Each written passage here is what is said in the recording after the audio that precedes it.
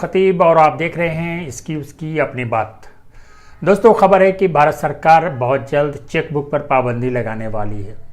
वो चेकबुक जिसका इस्तेमाल अपने कारोबारी लेन देन के ज़रिए करते हैं, वो चेकबुक जिसके ज़रिए अपने बच्चों की फ़ीस अदा करते हैं, वो चेकबुक जिसके ज़रिए अपने बिजली का बिल अदा करते हैं या फिर मोबाइल के पैसे जमा करते हैं या मुख्तलिफ़ कामों में आपका इस्तेमाल करते हैं, उस चेकबुक पर हुकूमत हिंद बहुत जल्द यानी फाइनेंशियल ईयर 2018 में वो बैन लगा सकती है। ऐसा कहा जाता है। अभी इसकी पूरी जानकारी या पूरी तरीके से हुकूमत की तरफ से नोटिफिकेशन जारी नहीं हुआ है। तर्क ये दिया जा रहा है कि इसके ज़रिए आप चेक के ज़रिए जो इस्तेमाल करते हैं उसके बजाय आप अपने डेबिट कार्ड, क्रेडिट कार्ड या नेट बैंकिंग का इस्तेमाल करें, यानी डिजिटल हो जाए।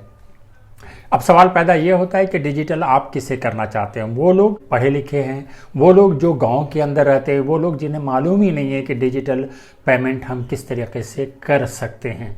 तो ऐसी बातों में बहुत सारी चीज़ें हो सकती हैं कि परेशानियां आ सकती हैं, और जो परेशानियां हमें और आपको आए दिन देखने को मिल रहा है कि कोई फ़ोन कॉल करता है और आपसे आधार कार्ड का नंबर पूछता है, कार्ड नंबर पूछता है और ओटीपी भी पूछ लेता है कि मैं बैंक के अधिकारी हूं और बैंक की तरफ से ये निर्देश है कि आपसे बात करूं, और फिर उनके पैसे चले जाते हैं। ये अलग विषय है, इस पर तर्क वितर्क भी हो सकती है, बातें भी हो सकती हैं।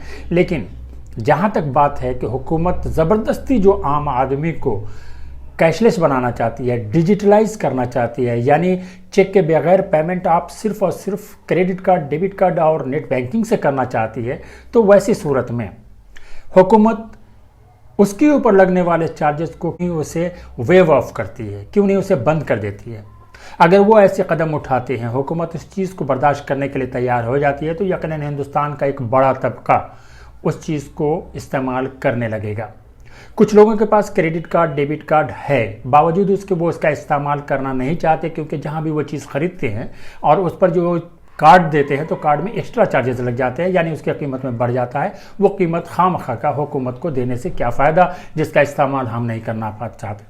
हाँ, हुकूमत को देने के लिए हम तैयार हैं, सारे लोग तैयार हैं। वो इसलिए कि जो सुविधा मैं चाहता हूं उसके एवज में अगर पैसा दिया जाता है तो ठीक है, लेकिन ज़बरदस्ती जो बात थोपी जाती है कि नहीं तुम्हें करना ही होगा, फिर उससे जो वसूली होती है तो वो गलत होता है और किसी न तरीके से हमें और आपको उसको कबूल करने में दुश्वारी होती है। जैसे एक मिसाल के तौर पे सोचें कि अगर आप सुबह उठते हैं और आपको नाश्ता करने की ज़रूरत नहीं होती या ख्वाहिश नहीं होती तो आपको कोई फ़र्क नहीं पड़ता, आप खुश रहते हैं। लेकिन अगर सुबह में आपके घर वाले, आपकी बीवी ये कह दे कि आज मैं नाश्ता नहीं बना पा रही हूँ, इसलिए आज नाश्ता तुम बाहर खा लेना, तो दिन भर आपको ये कुफत रहेगी कि भैया मैं सुबह उठा और हमें कभी तक नाश्ता नहीं मिला, आज तो बगैर नाश्ता खाए हुए हूं।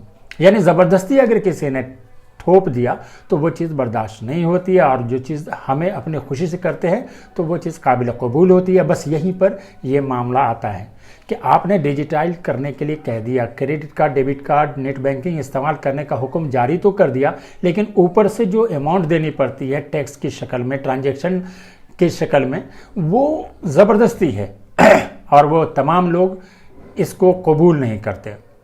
हमें ज़रूरत है, हम चाहते हैं तो हम करते हैं, हमें देना पड़ेगा, लेकिन हमें ज़बरदस्ती किया जाए कि नहीं तुम करो ही, जबकि हमारे पास एक ऑप्शन मौजूद है, तो ये किसी न किसी लिहाज से भारत के आम आदमी के साथ गलत है। दोस्तों, उम्मीद करता हूं कि आपको मेरी बात समझ में आई हो। अगर ऐसी बात आप भी महसूस करते हैं तो आप कमेंट बॉक्स में ज़रूर लिखिए और अपना सुझाव दीजिए ताकि आपकी बात लोगों तक पहुंच सके। आप हमारे चैनल पर अगर नए हैं तो सब्सक्राइब कीजिए, लाइक कीजिए, लोगों तक शेयर करने की कोशिश करें ताकि दूर तक लोगों तक बात पहुंच सके। ये आपका चैनल है।